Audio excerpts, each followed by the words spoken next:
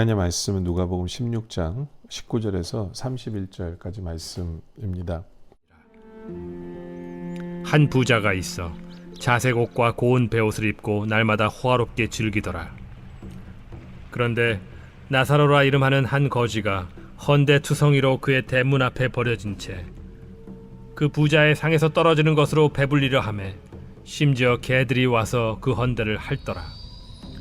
이에 그 거지가 죽어 천사들에게 받들려 아브라함의 품에 들어가고 부자도 죽어 장사되매 그가 음부에서 고통 중에 눈을 들어 멀리 아브라함과 그의 품에 있는 나사로를 보고 불러 이르되 아버지 아브라함이여 나를 긍휼히 여기사 나사로를 보내어 그 손가락 끝에 물을 찍어 내 혀를 서늘하게 하소서.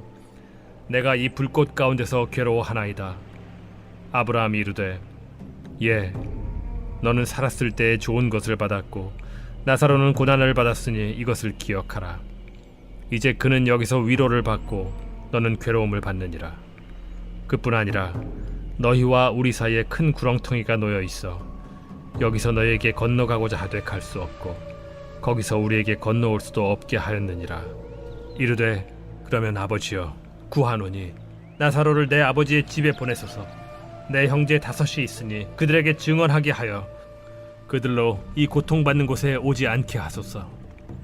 아브라함이 이르되 그들에게 모세와 선지자들이 있으니 그들에게 들을지니라. 이르되 그렇지 아니하니이다. 아버지 아브라함이여 만일 죽은 자에게서 그들에게 가는 자가 있으면 회개하리이다. 이르되 모세와 선지자들에게 듣지 아니하면 비록 죽은 자 가운데서 살아나는 자가 있을지라도 고난을 받지 아니하리라 하였다. 어제 말씀에 이어서 어제 말씀도 물질에 대한 거였죠. 그렇죠? 우리 주님께서는 하나님과 물질을 겸하여 섬길 수 없다. 둘 중에 하나다라고 말씀을 하시죠. 그렇죠? 근데 겸하여 섬길 수 있다고 생각했던 사람이 있는 것 같아요. 19절에 한 부자가 있는데 이 사람은 자색 옷과 고운 베옷을 입고 날마다 호화롭게 즐깁니다. 이들의 모습은 바리새인을 상징한다고 볼 수 있어요. 왜냐하면 바리새인들은 그런 생각을 합니다. 부자가 되는 것은 하나님이 주신 축복이다 라고 생각해요. 그러니까 내가 부자가 돼서 한 건 내가 제대로 살았기 때문에, 내가 법을 제대로 지켰기 때문에, 하나님께 나에게 준 축복이고, 그렇기 때문에 내가 그 축복을 호화롭게 누리는 것, what's wrong? 그렇죠? 그들은 내 거기 때문에 10분의 1 제하고 나머지 내 거기 때문에 내 마음대로 인조하면 사는데 뭐가 문제냐, 이런 생각을 가지고 있는 사람들이에요. 그래서 주님께서 빗대어서 얘기하는 거거든요. 부자는 하나님께 복 받은 거고, 부자는 하나님이 그의 의를 인정해 준 사람, 이렇게 착각하고 있는 거예요. 그리고 20절에 그러한 나사로가 이름하는 거지가 헌데투성이로 그의 대문 앞에 버려진 채, 그리고 그 부자의 상에서 떨어진 것으로 배불리려 하며 심지어 개들이 와서 그 헌데를 핥더라. 완전히 그 반대되는 가난한 자, 집도 없고 홈레스인 그 사람. 당연히 바리새인들은 뭐라고 생각해요? 똑바로 못 살았기 때문에, 율법을 안 지키며 살았기 때문에 이는 축복을 못 받고 가난한 자다 라고 생각을 해요. 그러니까 이들은 무슨 생각을 하냐면 자기의 의에 의해서 부자가 되고, 자기의 의에 의해서 자기의 그 죄를 때문에 가난한 자가 되고, 이런 맥락으로 생각하는 거죠. 이런 맥락으로 생각해요. 그런 맥락으로 생각하는 그들에게 우리 주님께서 정말 말도 안 되는, 그들의 생각할 때는 말도 안 되는 결론을 보여주세요. 22절에 그의 그 거지가 죽어 천사들에게 받들려 아브라함의 품에 들어가고 부자도 죽어 장사됩니다. 둘 다 죽어요. 그런데 23절에 부자가 음부에서 고통 중에 눈을 들어 멀리 아브라함과 그의 품에 있는 나사로를 보고 불러 이르되 아버지 아브라함이여. 자기가 착각에 드러난 거예요. 자기는 아브라함을 아버지라고 불렀기 때문에, 나의 조상으로 아브라함의 자손이기 때문에 자기는 당연히 천국에 간다고 착각했어요. 그리고 자기가 이 땅에서 부자로 누리면서 살았기 때문에 하나님께서 자기를 인정해 줬다고 착각했어요. 자기의 의로 천국 갈 수 있다라고 생각한 사람이에요, 이 사람은. 근데 지옥에 떨어졌어요. 지옥의 음부에. 그러면서 아브라함이 나를 긍휼히 여기사 나사로를 보내어 그 손가락 끝에 물을 찍어 내 혀를 서늘하게 하소서. 내가 이 불꽃 가운데서 괴로워하나이다. 아직까지도 그 지옥에 있으면서 나사로가 자기 집 앞에 있던 거지로 생각하고 그를 부려 먹으려고 생각하는 그런 멘탈리티로 있는 이 부자의 모습을 보여주죠.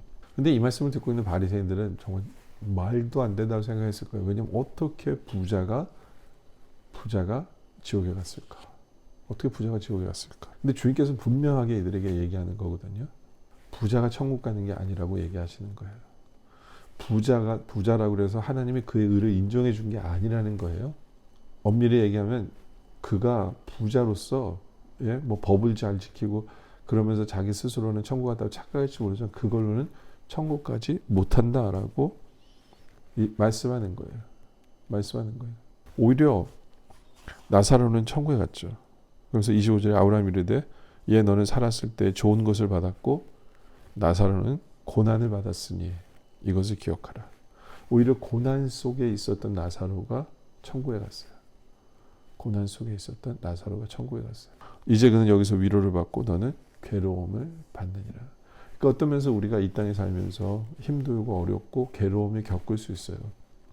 근데 그게 우리에게 축복이 될 수 있어요. 그걸 통해서 우리가 주님을 깨닫는다면, 주님을 믿게 된다면, 그것을 통해서 성화되어지고 그것을 통해서 주님을 찾게 된다면 오히려 그것은 축복이 될 수 있어요.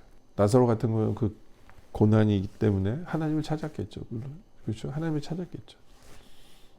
의지할 때는 하나님밖에 없었을 거예요. 의지할 때는.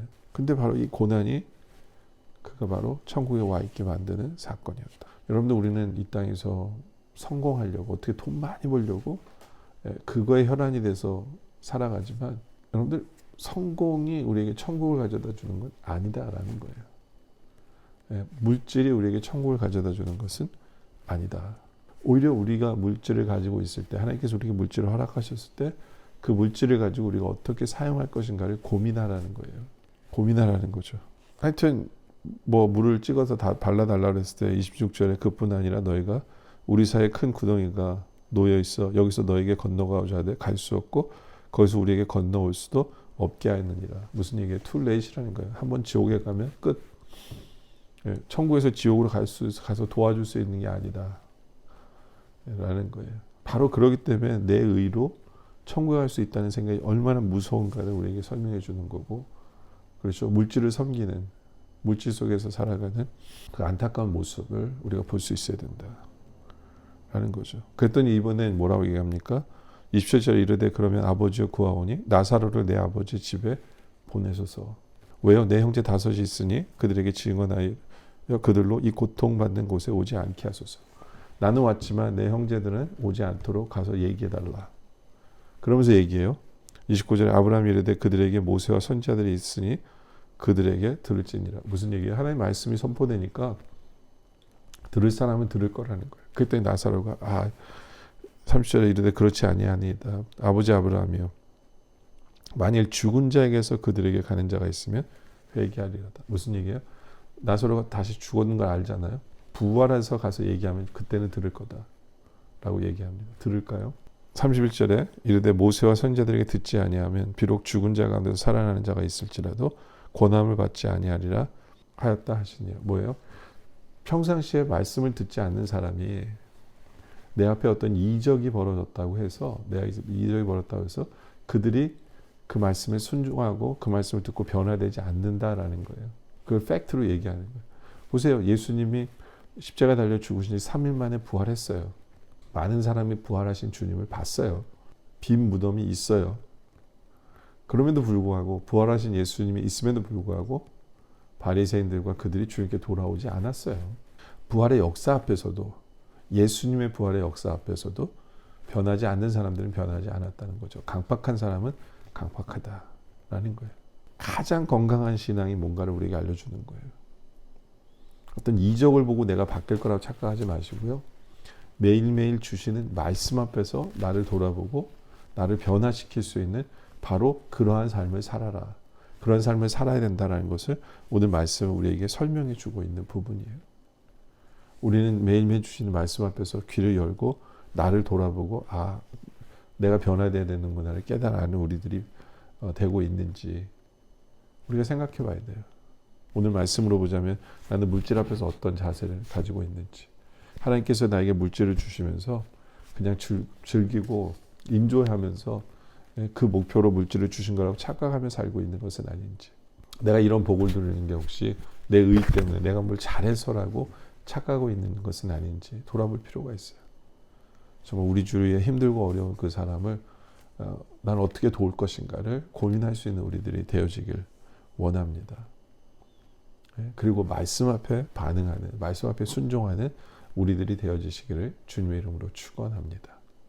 기도드리겠습니다. 아버지 하나님, 우리가 뭔가를 좀 가졌다고 해서 내가 뭐를 잘했다라고 착각하지 않게 하여 주시옵소서. 오히려 내가 뭔가를 가진 것 때문에 내가 넘어질 수 있음을 기억하며 그것을 누리고 그거에 빠져 사느라고 그거를 섬기며 사느라고 주님과 멀어지는 인생을 살 수 있다는 것을 기억하게 하여 주시옵소서. 아버지 하나님, 우리가 고난이 있다고 그래서 그 고난 때문에 하나님을 찾을 수 있는 그러한 시간이 되어짐을 오히려 감사히 여길 줄 아는 우리들 모습 되어질 수 있도록 또 인도하여 주시옵소서. 아버지 하나님, 항상 우리가 깨어 있어 어떤 증거나 이런 것을 기적이나 찾는 것이 아니라 하나님 말씀의 귀가 열려 있는 말씀 앞에서 변화되어지는 삶을 살아갈 수 있도록 우리를 붙들어 주시옵소서.